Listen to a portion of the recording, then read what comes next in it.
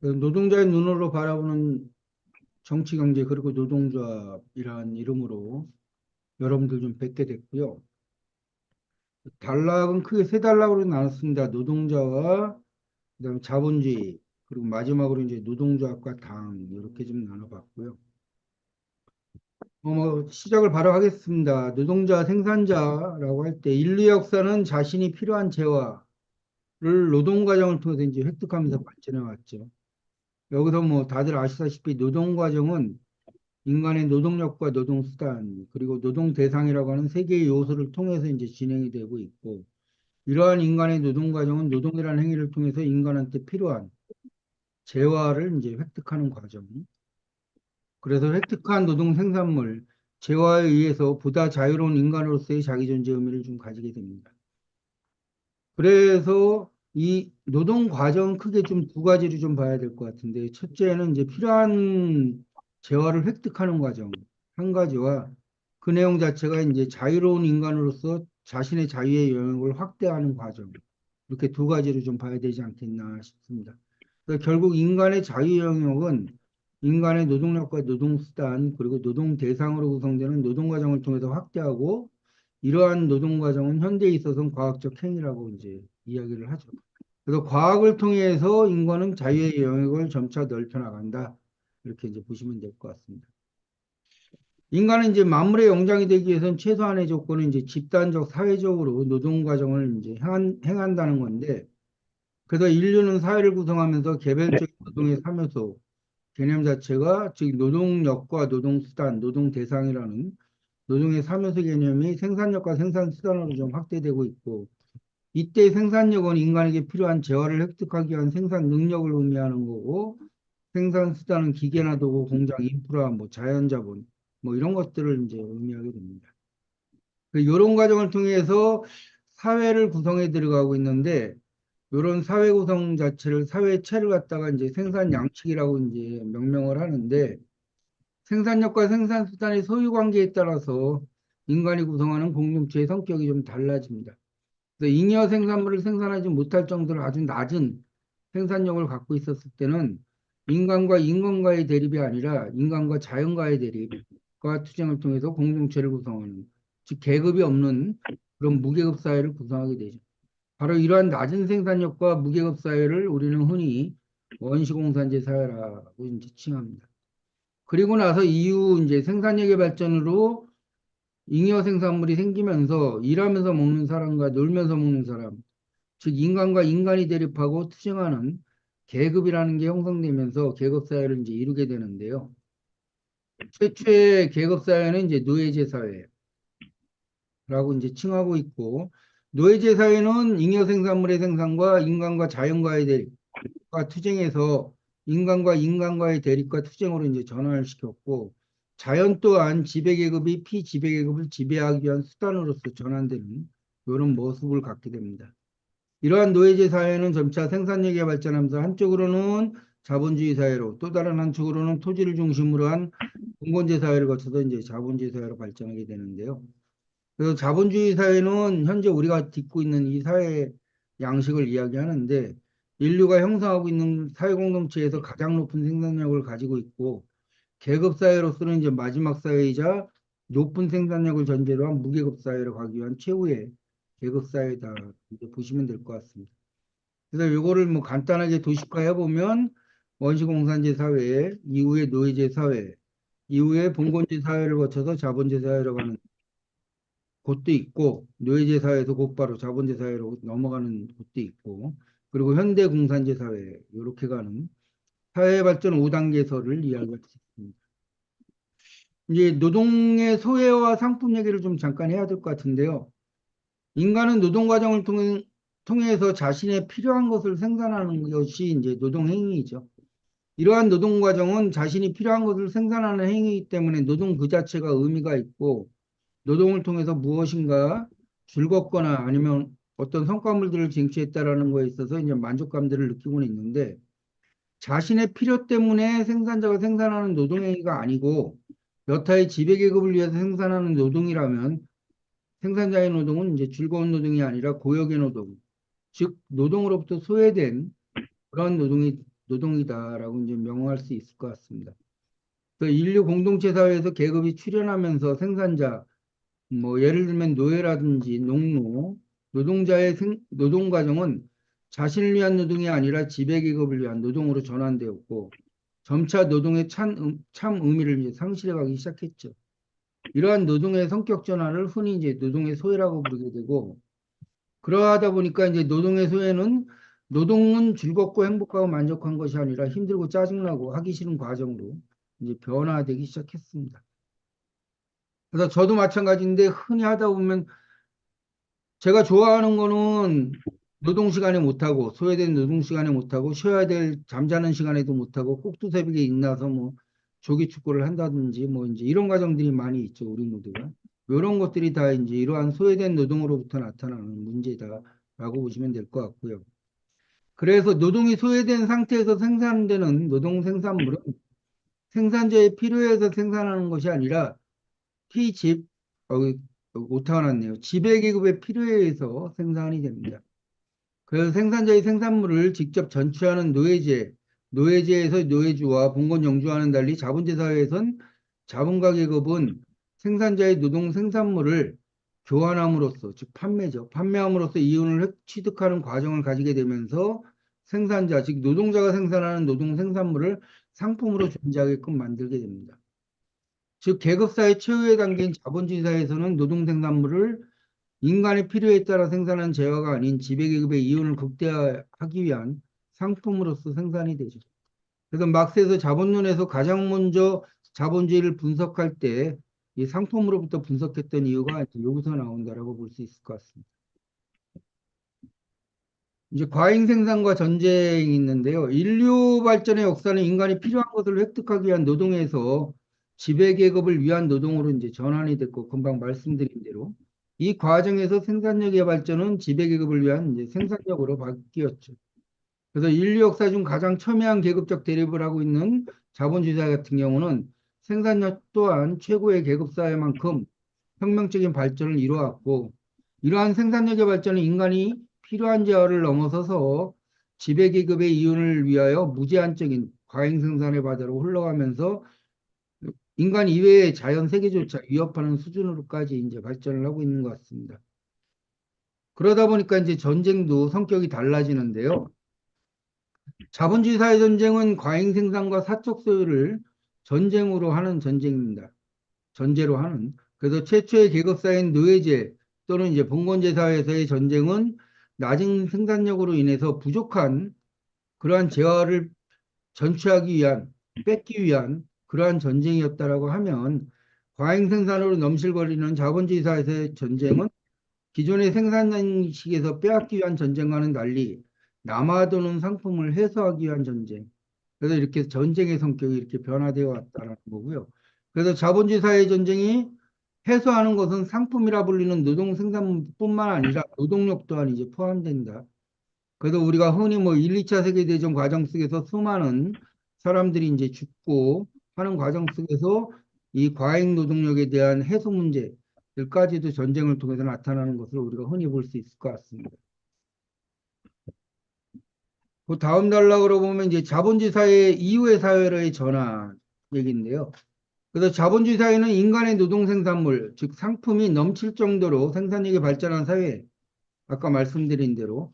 그래서 자본주의 사회의 높은 생산력은 이제 전 인류가 먹고 사용을 해도 남을 정도를 의미하고 있죠. 뭐 지금도 뭐 당장 한국 사회도 마찬가지인데 지금 뭐 아파트 같은 경우는 나만 돌잖아요. 그럼에도 불구하고 자본주의 사회는 지배계급이 취하는 이윤을 위해서 끝없는 생산력 발전을 전제로 자연을 훼손하고 있고 인류를 멸망의 늪으로 내몰고 있는 상황인 것 같습니다. 그러나 자본주의 사회는 자본주의 사회를 넘어서 높은 생산력을 위해서 계급이 없는 사회로 진군을 준비하는 노동자 계급을 잉태하고 있고 품고 있다. 그래서 노동자 계급은 계급사회 최후의 피지배 계급으로서 스스로 계급이 없는 새로운 사회로 전환되는 주체로서 자본주의 사회 내부에서 이제 성장을 하고 있는 거고요. 그래서 이제 한 줌도 안 되는 자본가 계급을 위해 끝없는 생산력 발전이 아니라 과잉 생산된 상품을 나누어 먹고 생산을 줄이고 즉 노동 시간을 단축하고 자연세계와 더불어 살아가는 새로운 사회 공동체로서의 전환을 서서히 준비해야 된다. 여기서도 뭐 쟁점 사항이 좀 있는데 이제 환경운동에서도 약간 쟁점이 되고 있는 그래서 인간의 생산력 발전과 환경과 더불어 할 수 있다라고 주장도 있죠. 한 측에서. 또 하나는 아예 탈성장이라고 표현하면서 성장 자체를 멈춰야 된다라는 이제 논의들이 좀 쟁점이 되고는 있는데 뭐 저는 개인적으로 기본적으로 이제 성장을 멈춰도 먹고 살 만한 거 존재한다라고 했을 때는 성장을 멈추는 고민들이 좀 필요하진 않겠나 이런 생각합니다. 어쨌든 자본주의 사회는 노예제와 봉건제에서 최고의 이제 계급 사회이고 부르주아 지배계급 스스로 자본주의 사회를 극복하고 새로운 사회로의 전환을 꿈꾸고 있지는 않죠. 그러다 보니까 자본주의 사회는 국가, 즉 법과 질서, 교도소와 유치장, 뭐 검찰과 경찰, 교육과 이데올로기 여기서 한 걸음 더 나가서 요즘 쟁점이 될 수도 있겠다 싶은데 선거라는 부르주아 민주주의조차도 사회를 구성하는 모든 생산 양식, 상부 구조로서 자본주의 체제를 옹호하고 유지하기 위한 시스템이기 때문에 자본주의 사회 속에서의 지배계급인 부르주아 지배계급 스스로는 자본주의 사회를 극복하고 새로운 사회로 전환을 꿈꾸지는 않죠. 이러한 자본주의 상부 구조를 인정하면서 새로운 사회로의 전환을 꾀할 수는 없는 것 같다는 판단이고요. 자본주의 사회는 노동자라 불리는 생산자 계급이 자본주의 국가 질서를 파괴하고 자본주의 사회와는 전혀 다른 새로운 사회 질서를 구축함으로써 새로운 사회로의 전환은 이제 가능하다.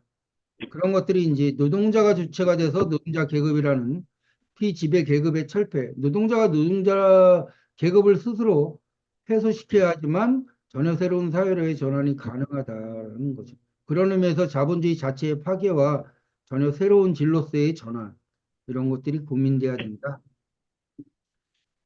두 번째, 이제 자본의 가치 문제 조금 빨리 나가고 있는데요. 빨리 가도 될 것 같아가지고. 자본주의는 이제 사용가치와 가치라고 이제 상품을 분석하면서 얘기 나왔던 건데요. 자본주의에서는 노동자에 의해서 생산되는 노동 생산물은 대부분 상품이라 할 수 있죠. 노동 생산물, 즉 상품은 그 재화의 질을 규정하는 사용가치와 교환과정, 시장에서 나타나는 교환과정에서 교환의 기준인 교환가치로 전환되는 가치로 구성되어 있습니다.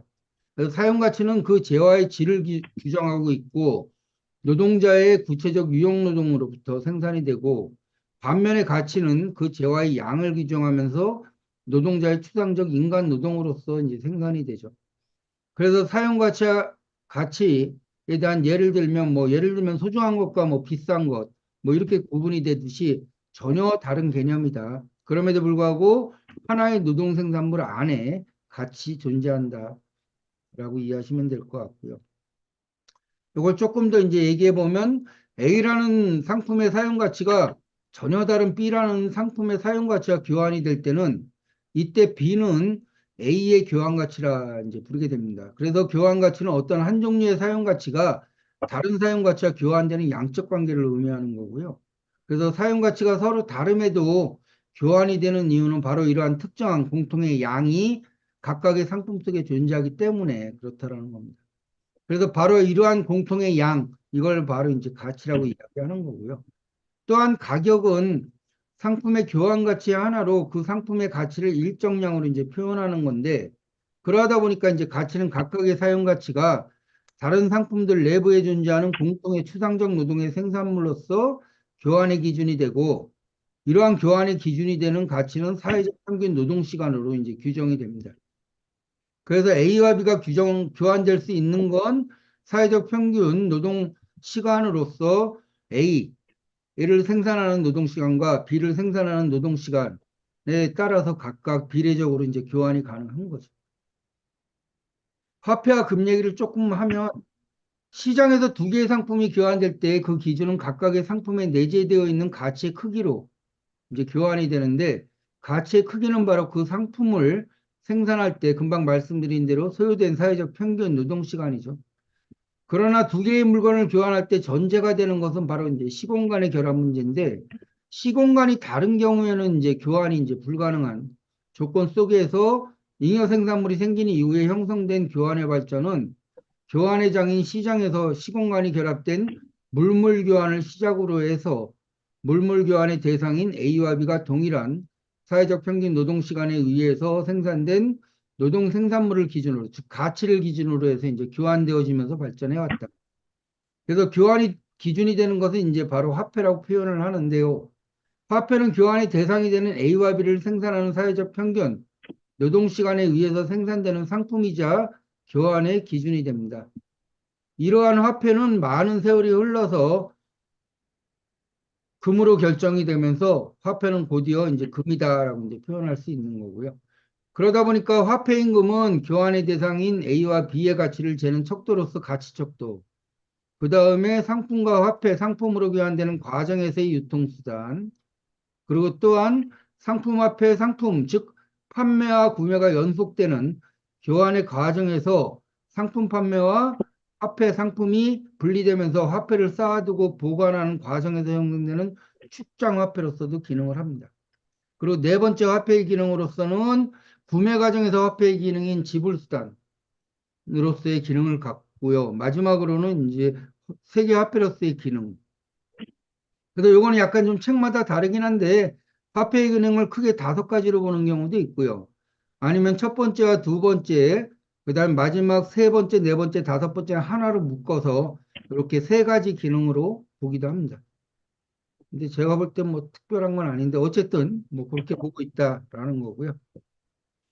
그리고 금과의 교환 의무가 있는 이제 은행권을 발행하는 발권은행의 은행권과 금을 교환해 주는 것을 이제 태환이라고 하는데 여기서부터 이제 지폐라는 게 나오게 되는데요.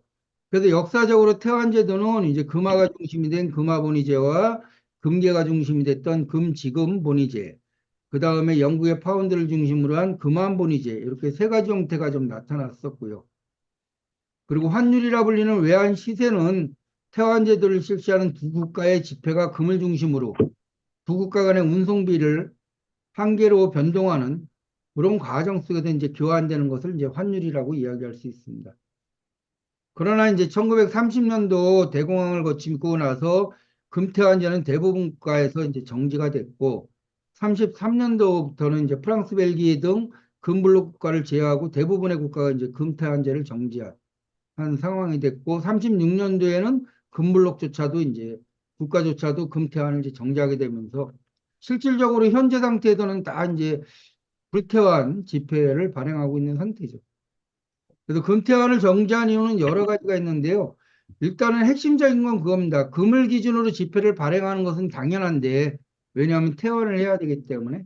근데 금을 넘어서서 지폐를 발행할 수밖에 없는 이런 자본주의 토대로부터 요구되어졌기 때문에 그래서 금 이상으로 지폐를 발행하게 되면서 이제 금과 교환하는 이런 태환제가 폐지가 되는 이런 과정이 있었고요. 그래서 그런 과정을 흔히 이제 인플레이션이라고 하는데 이런 인플레이션은 금태환을 거부했던 중지했던 시기부터 즉 1940년도 넘어서면서부터 지금 현재까지도 인플레이션이다라고 볼 수 있습니다. 우리가 흔히 이제 물가 얘기가 계속 나오고 있는데 물가는 계속 오르죠. 물가는 오르고 근데 흔히 노동시간은 줄어들고 있는데 물가는 왜 오르냐라는 얘기들이 있는데 그 얘기를 잠깐 해보면 지폐는 각국의 중앙은행이 발행하는 화폐, 금을 대리하는 대리화폐 또는 화폐의 대리자를 의미합니다. 근데 아까 말씀드린 대로 이제 불안지폐로 전환되면서 실질적으로 금을 기준으로 해서 발행할 필요가 없이 그냥 마구잡이로 발행하게 되는 거죠.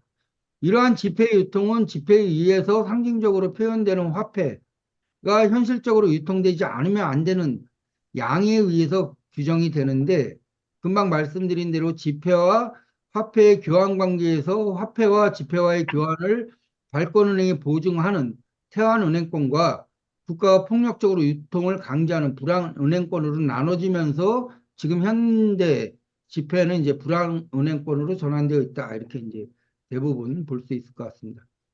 그래서 현대자본주의 국가는 대부분 불안은행권으로 유통이 되고 있는데 이런 불안은행권이 유통되는 자체가 이제 인플레이션, 바로 유통에 필요한 화폐량 이상으로 지폐가 이제 유통되는 거죠. 그러면서 명목상 물가가 상승하는 것을 이야기하고 있습니다. 근데 흔히 인플레이션에 대해서는 이렇다라는 걸 알고 있는데 그럼 왜 지폐를 이렇게 많이 발행하냐? 이유가 뭐냐? 물가가 이렇게 막 올라오고 굉장히 고통스러운데 이거에 대해서 좀 잠깐 얘기를 하면 일단은 물가는 뭐 다들 아시다시피 상품의 가격이라고 표현하는 거고 상품의 가격은 불변자본 C와 가변자본 V 그 다음에 잉여가치 S를 합한 즉 P는 C 플러스 V분의 S라는 공식이 이제 성립이 되죠. 여기서 이제 이 표만 보고 잠깐 얘기해 보면 자동화 무인화된다는 거는 V가 이제 줄어든다는 걸 얘기합니다. V가 줄어들면 전체 가격이 줄게 되는 거죠. 근데 전체 가격이 줄는 것뿐만이 아니라 S도 같이 비례적으로 줄어들게 됩니다. 그래서 가격이 줄고 무인화된다는 건 자본이 전체하는 자본과 계급이 전체하는 잉여가치가 주는 이런 과정이 나타나는 거죠. 그래서 지폐를 무제한 발행하면서 이 가격을 유지하는 혹은 인상시키는 효과를 인상시키는 과정을 통해서 자본이 가져가는 잉여가치를 계속 이제 인상시키는 이런 효과로서 인플레이션은 자기 효과를 보고 있는 건데요. 그래서 그 밑에 잠깐 보면 자본과 기업이 전체하는 잉여가치는 산업자본가가 가져가는 이윤이나 금융자본가가 가져가는 이자, 토지자본가가 가져가는 지대와 재생산 투자금 등이 모두 포함되어 있죠. 그러다 보니까 잉여가치가 생산 안 되면 이윤이나 이자나 지대나 재투자 비용 등 이 모든 것이 이제 중단된다는 것을 의미하는 거고 그래서 결국 자본주의 사회에서 자본과 기업의 잉여가치를 전체하기 위해서는 상품의 가격을 기본적으로 유지시키든지 인상을 시켜야 되는 문제가 있습니다. 근데 아까 말씀드린 대로 과학기술혁명이라든지 뭐 이런 과정을 통해서 자동화 무인화가 되면서 산 노동을 이제 죽음으로 전체 가격이 이제 낮아지는 방향으로 과학기술의 발전이 조응하면서 내달리고 있는데 이를 극복하기 위해서 자본과 계급의 즉 자본과 계급의 잉여가치 전치를 하기 위한 노력으로서 끝없는 지폐 발행을 통해서 가격을 유지시키는 거죠. 그래서 흔히 보면 물가가 동결돼도 인플레이션은 계속되고 있다. 이런 표현도 있잖아요. 이건 뭐냐면 아까 말씀드린 대로 물가는 계속 내려가야 되는데 동결된다. 그럼 내려가는 것과 동결되는 그 사이의 갭만큼 지폐가 발행이 돼서 유지하고 있다라는 거고요. 문제는 지금은 물가가 더 올라가고 있는 거죠. 동결을 넘어서서. 그만큼 자본이 전취해야 될 잉여가치가 부족하기 때문에 잉여가치를 극대화하기 위해서 이런 물가 인상들이 진행되고 있는 건데 이건 역으로 얘기하면 자본가 계급 스스로의 자기 위기가 굉장히 심각해지고 있다. 이것을 표현하는 거고요. 또 하나는 이제 모든 물가는 올라도 임금은 안 오른다. 이런 표현도 있습니다. 이건 현장에서 많이 나오는 얘기인데 이 얘기는 뭐냐면 아까 말씀드린 대로 부위는 계속 줄고 있죠. 그러면서 물가는 인상을 시키는 거고. 그러니까 노동시간은 주는데 물의 가격인 지폐 자체는 이제 많아지면서 물의 가격은 많아지면서 물의 가치가 가격이 높아지는 이런 과정들을 흔히 빗대서 얘기할 때 모든 물가는 올라도 임금은 오르지 않는다. 혹은 가장 늦게 오른다. 이런 표현을 씁니다. 그래서 다시 한번 얘기하면 이제 여기서 이제 또 한 가지 나오는 게 시장 가격 문제가 좀 나오는데요. 상품의 가격은 그러면서 이제 흔히 말해 아담 스미스 보이지 않는 손 혹은 뭐 이제 수요와 공급의 법칙 이런 얘기 나오는데 실질적으로 가격 결정이 그러냐 노동 시간이 아니고 보이지 않는 손에 의해서 규정되냐 이제 이 문제를 잠깐 얘기를 좀 하는 겁니다. 아까 말씀드린 대로 상품의 가격은 P는 C 플러스 V 플러스 S입니다. 그러나 이러한 상품의 가격도 시장에서 변화된 가격으로 나타나죠. 이렇게 변화되는 가격을 이제 시장 가격이라고 표현을 하는데 이렇게 시장 가격이 변화되는 요인은 소위 수요와 공급의 법칙이라고 불리는 보이지 않는 손에 의한 것이 아니라 기업의 활동인 구매 과정에서 불변자본과 가변자본의 비율이 다름에 따라서 이제 나타나게 됩니다. 예를 들어서 잉여가치를 100이라고 놓고 보면 동일한 초기 자본 100으로 A 기업은 C를 50, 그다음에 V를 50을 구매하면서 기업 활동을 한다라고 하면 그리고 C는 70, V는 이제 30으로 C 기업은 30 역으로 30이고 V를 70으로 구매해서 활동을 한다라면 그다음에 잉여가치율은 100이라고 놓고 보면 A, B, C 각 기업은 생산하는 상품의 가격은 150과 130과 170원이 이제 되게 되죠. 그러다 보니까 동일한 100원을 갖고 시작해서 기업 활동을 했는데 C와 V를 어떻게 구매하냐에 따라서 생산 가격은 이제 달라지게 됩니다. 150원과 130원과 170원. 이렇게 동일한 상품임에도 불구하고 각각의 상품의 가격이 달라지게 되는데, 물론 이런 과정들도 일정 기간이 지나면 A 기업의 상품 가격인 150원으로 상품의 가격이 이제 귀결되게 되죠. 요 위에 걸 잠깐 보면 A 기업은 150원, B 기업은 130원, C 기업은 170원이고 A 기업이 가져가는 이 가치는 50원이 되겠죠. B 기업은 30원이 되는 거고 C 기업은 70원이 되는 거고. 그래서 생산자 기업 입장에서 보면 C 기업이 가장 뭐 나을 수도 있겠죠. 왜냐하면 잉여가치를 70원어치 가져가니까. 그러나 판매자 입장에서 보면 B 기업인 130원을 이제 구매하게 됩니다. 그러다 보니까 잉여가치 때문에 170원의 상품을 생산을 하더라도 판매가 되지 않기 때문에 실현이 되지 않기 때문에 잉여가치가 실질적으로 실현이 되지 않는 이런 과정을 C기업이 겪게 되면서 150원으로 다운이 되는 거고 130원 같은 경우는 B기업 같은 경우죠. B기업 같은 경우는 잉여가치가 워낙 적기 때문에 이걸 150원으로 이제 변화되면서 150원이라는 이 기준 가격으로 이제 모아지게 되는 겁니다. 요럴 때 이렇게 시장 가격이 변화되는 것은 이러한 C와 V에 대한 각각의 이 투자를 어떻게 할 것이냐, 구매를 어떻게 할 것이냐에 대한 차이 문제지 그 위에서 얘기했던 뭐 보이지 않는 손이라든지 혹은 뭐 수요와 공급의 법칙이라든지 뭐 이런 건 아니다라는 것을 좀 명확히 할 필요는 있겠다라는 취지로 이 얘기를 좀 잠깐 했습니다. 그리고 이제 마지막으로 이제 노동자와 노동조합 그리고 노동자 당 얘기를 좀 잠깐만 할게요. 자동차를 구매하는 구매자와 판매자의 관계에서 자동차의 기름값이나 수리비, 주차비 등 같은 경우, 즉 자동차를 유지하는 모든 비용은 판매라는 교환이 완결되면 판매자가 아닌 구매자가 책임을 가지게 됩니다. 자동차 산 사람이 자동차 기름값 내겠죠. 당연히 자동차 산 사람이 이제 수리비도 내는 거고, 주차비도 내고, 딱지값도 내고 뭐 이러겠죠. 이러한 이제 자본주의사에서 이러한 교환은 모든 재화의 교환 과정에서 적용되면 이건 이제 교환의 상식이라고도 얘기합니다. 흔히. 모든 교환은 다 이렇게 돼. 구매나 판매 과정에서의 과정을 보면 다 이런 식으로 이제 굴러가게 되어 있습니다. 그러나 유일하게 딱 하나 노동자가 판매하는 노동력이라는 상품은 이러한 교환의 상식이 적용되지 않는다. 이러한 예는 소위 현찰박치기에서도 이제 적용이 됩니다. 구매나 판매 등 모든 교환 과정에서 그 상품의 대가로 지폐가 이제 교환되고 있죠. 당연히 또 현찰박치가 돼야 되는 거고. 그러나 노동자의 노동력이라는 상품의 교환 과정에서 보면 여러분들 다 아시다시피 노동력의 대가인 임금은 통상적으로 한 달 뒤에 지급받게 됩니다. 그래서 먹을 게 없어서 자신의 노동력을 판매해서 그 대가로 임금을 받아서 먹고 살아가려고 하는데 한 달 동안은 생짜로 굶어가면서 일을 하라는 소리가 되는 거죠. 후불제라는 개념 자체가. 이러하듯 자본주의 사회에서 교환 과정에서 모든 상식은 노동자에게만은 적용되지 않는 이런 사회라고 합니다.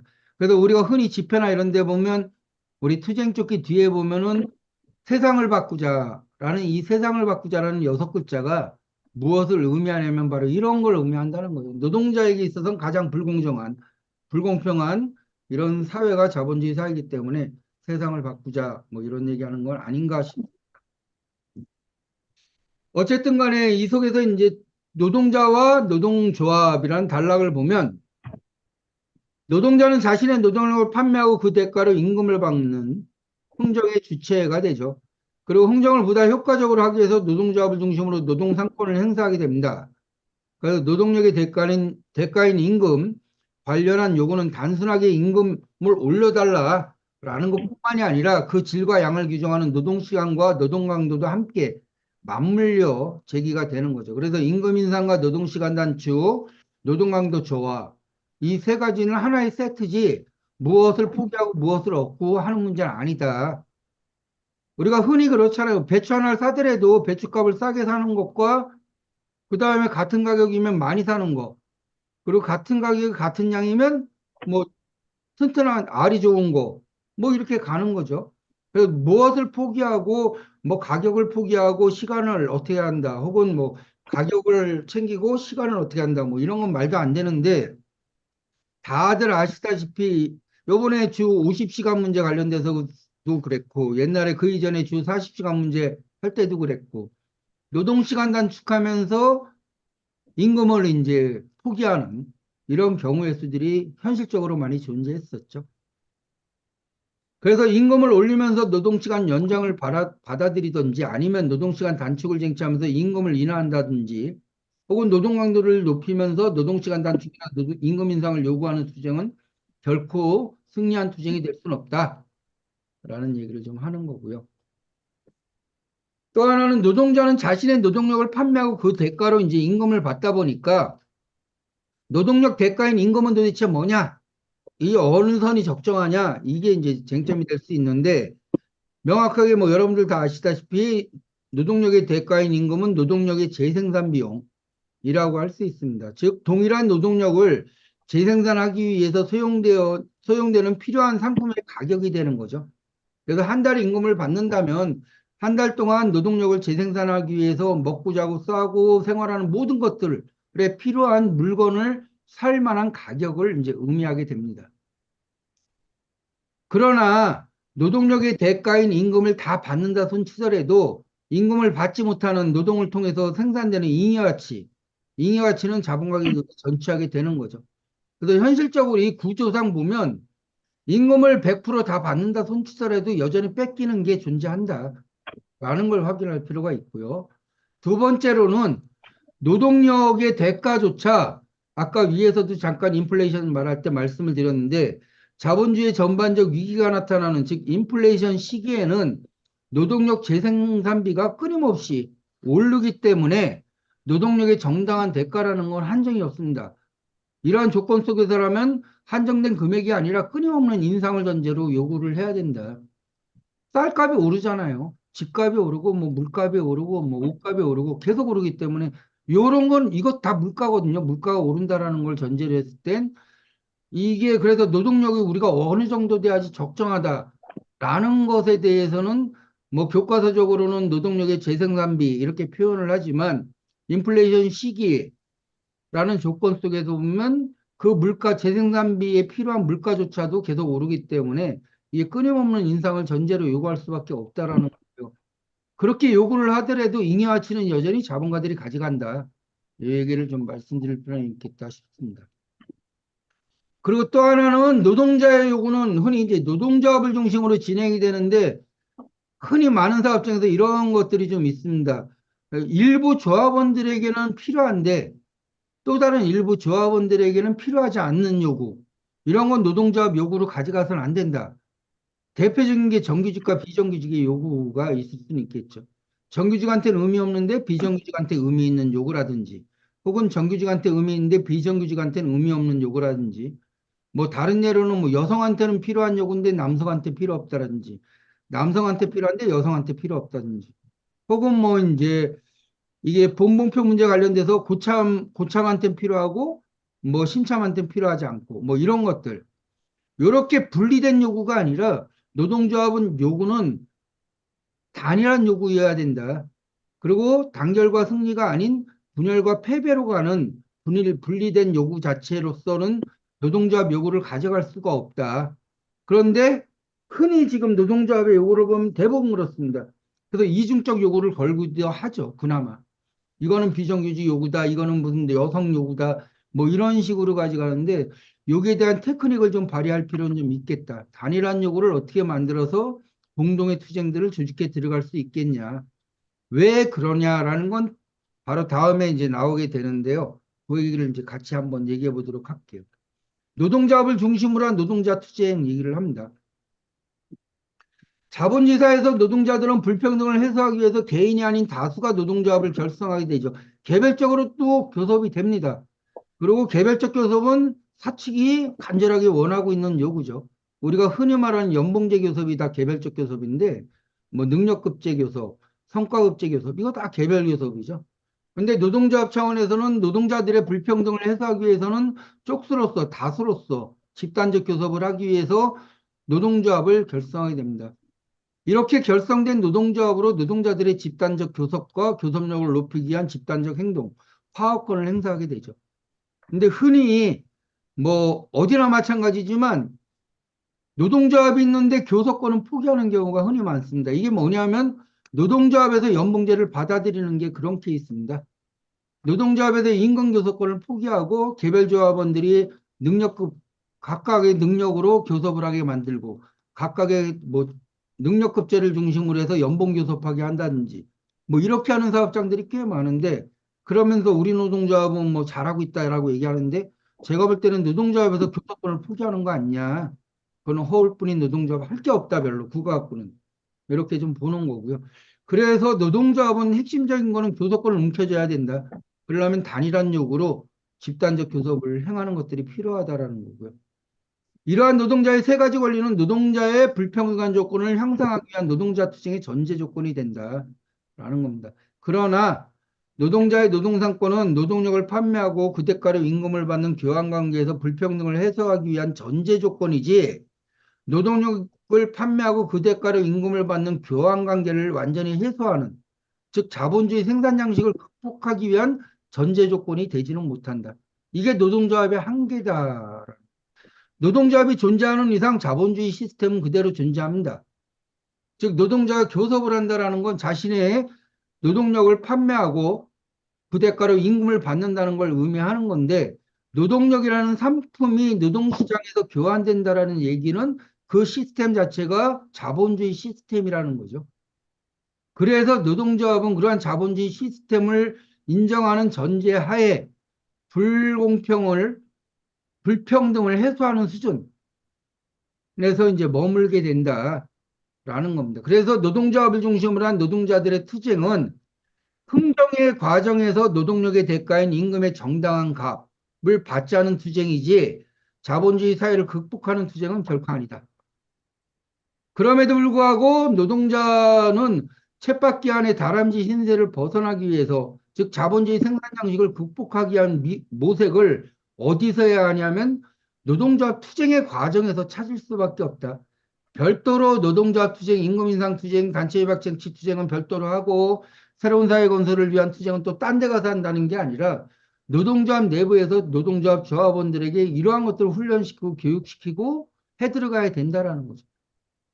그래서 아까 위에서 얘기한 대로 노동자 요구는 단일할 수밖에 없고 단일한 요구로 전체 조합원들이 단결 투쟁하는 기풍을 만들어야지만 노동조합 투쟁의 과정 속에서 자본주의 생산 양식을 극복하기 위한 다양한 모색이 가능하다라는 얘기를 하는 거고요. 이는 노동조합을 중심으로 한 투쟁에서 단결력을 확인하는 것. 속되게 표현하면 그런 얘기합니다.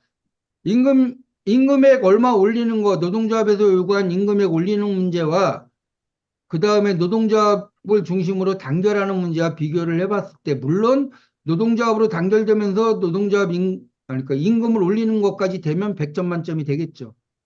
근데 단결이 아니고 분열이 되면서 임금 올리는 건 100점 만점에 30점밖에 안 된다라는 얘기들이 흔히 있고요. 역으로 설사 임금은 동결시키더라도 단결이 남아있다라고 하면 100점 만점에 70점은 된다. 물론 이제 단결도 깨지고 노동자 임금도 쟁취하지 못하면 이제 빵점짜리 교섭 투쟁이 되겠지만요. 어쨌든 간에 노동조합을 결성한 이유나 단체 협약을 쟁취하는 이유, 그리고 파업을 행하는 이유는 단지 임금이나 노동시간 단축 혹은 노동강도 저하를 위한 투쟁에서 머무는 게 아니라 노동자라는 이름으로 단결하고 투쟁하면 승리한다라는 자신감을 좀 획득하고 나아가서 자본주의 사회를 넘어서 새로운 사회의 전환을 꿈꾸는 교육의 장이자 훈련의 장으로 이 교섭과 투쟁을 배치해야지만 된다. 거기서 새로운 사회를 이야기하지 않으면 이야기할 데가 없다라는 거죠. 노동자들이 우리 조합원들이 보는 뭐 텔레비전에서 그런 얘기 나올 리는 없을 거고 언론에서 나올 것도 없을 거고 그럼 결국 우리가 움켜쥐고 진행할 수 있는 교섭 투쟁의 과정에서 현장에서 새로운 사회에 대한 전망과 투쟁하고 단결하면 승리할 수 있다는 자신감 이런 것들을 만들어줘야 되는 거 아니냐. 이게 노동조합 투쟁의 한계이자 해야 될 일이겠다라는 판단이 드는 겁니다. 그리고 노동자의 당과 새로운 세상 얘기 단락을 조금만 이제 얘기하면서 마무리할까 합니다. 너무 빨리 끝나는 건가? 모르겠는데요. 노동자의 투쟁에서 노동자는 자신의 노동력의 대가인 정당함만을 교육받고 훈련되고 자본주의 생산 양식에서 머문다. 아까도 말씀드린 대로 노동조합 투쟁 자체는 그렇습니다. 그럼에도 불구하고 새로운 사회의 전망을 꿈꿔야 된다라는 건 말씀을 드렸고요. 이런 상황은 노동자의 자주적 조직인 노동조합의 한계이다. 그래서 흥정자로서 노동자가 아니라 새로운 사회의 주체로서 노동자가 되기 위해서는 노동조합이라는 조직이 아니라 새로운 조직, 즉 노동자의 당이 필요하다라는 말씀을 드리고 싶은데요. 그래서 노동자의 계급정당은 새로운 사회로 가기 위한 유일무이한 노동자 계급의 수단이자 새로운 사회를 유지하고 강화할 수 있는 유일한 노동자의 무기가 됩니다. 그래서 노동조합으로 새로운 사회에 갈 수 있다. 택도 없는 얘기다라고 말씀드릴 수 있을 것 같고요.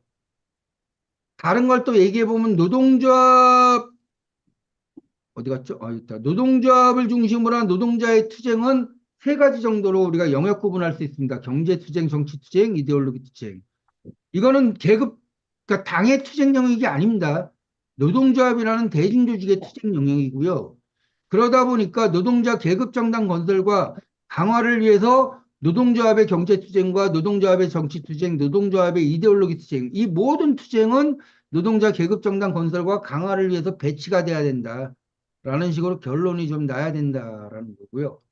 그리고 그래서 이제 노동력을 판매하고 그 대가로 임금을 받는 그 대가로 임금을 위한 투쟁이나 자본주의 생산 양식에서 노동자들의 지위 향상을 위해서 국가 권력을 향한 노동자들의 투쟁, 이건 정치 투쟁이 되겠죠. 이런 투쟁이나 자본가 기업의 이데올로기 공세에 맞서 모든 투쟁의 성과와 귀결은 새로운 세상을 위한 노동자 계급 정당의 건설로 이제 귀결이 돼야 된다는 거죠.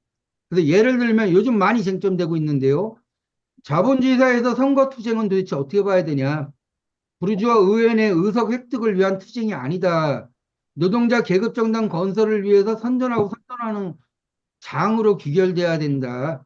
아까 말씀드린 대로 단결하고 투쟁하면 승리할 수 있다는 자신감을 획득해야 되는 거고 새로운 사회 건설을 위한 희망과 염원을 꿈꾸게 만드는 그런 선전과 선동의 장으로 귀결돼야 되는데 요즘 뭐 진보정당이라고 얘기하는 모든이라고 표현해야 될지 모르겠지만 많은 당들이 어쨌든 뭐 의석 하나라도 이렇게 따보자. 오늘 페이스북 오면서 제가 봤더니 7번과 3번 이라는 얘기가 나오더라고요. 그래서 뭔가 하고 봤더니 7번은 비례당이고 3번은 그것도 뭐 비례당인가요? 어쨌든 그런 식으로 해서 의석 하나를 얻기 위해서 자본과 정당과 협작하는 뭐 이런 것들이 굉장히 많이 나오고 있는데 그래서 실질적으로 이 부르주아 의회 내 개입 전술을 어떻게 가져가야 될 거냐, 목적이 뭐냐, 뭐 이런 것들을 고민해 볼 필요가 있지 않겠냐. 그래서 마지막으로 자본주의 생산 양식에 대한 폭로와 새로운 노동자 세상에 대한 전망. 이거는 부르주아 의회의 개입 투쟁뿐만이 아니라 임금 인상 투쟁, 즉 경제 투쟁과 정치 투쟁뿐만이 아니라 이데올로기 투쟁 모든 영역에서 노동조합을 중심으로 한 우리 노동자 활동가들이 행해야 될 그러한 기본적인 과업이 아닌가. 뭐 이렇게 하는 걸로 해서 마무리하도록 하겠습니다. 수고하셨습니다. 네, 고생하셨습니다. 본래 계획보다 엄청나게 시간을 많이 앞당기셔서, 네, 저희들이 본래 계획만큼 질의응답의 시간을 갖도록 하겠습니다. 좀 쉬었다 하죠. 네, 쉬면 그래서 안 되는 건가, 이거 주임이라? 일단 쉬었다 하지 않고요, 바로 하겠습니다. 네, 네. 일단 오늘 강의 내용 중에서 이해가 좀 안 되거나 추가적으로 깊이 있는 설명이 좀 필요한 것 같다라는 부분이 있으신 분은 질문을 해주시고, 네, 답변을 해주시면 될 것 같습니다.